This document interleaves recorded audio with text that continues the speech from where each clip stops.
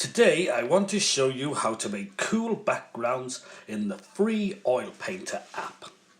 You start by putting in a photograph from your photo roll.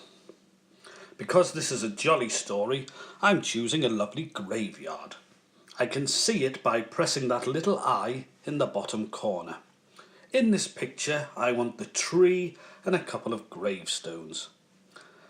I use big fat brush number 1 and with my big fat fingers clumsily splot about the screen like a maniac trying to get the general shape.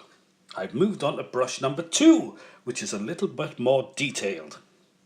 I feel a bit like Bob Ross, the afro-haired 70s painter, as my paint splats begin to make a little bit of sense. As you can see, I just slide the slider towards the number 4 brush and it gives more and more detail to my lovely creepy picture. At any time, I can press on the eye at the bottom of the screen to just look at the picture beneath to see if there are any more details I'd like to add. With my number 4 brush selected, I can start putting in the final details that I want to look a bit crisper than the rest. For example, the little gravestone on the right.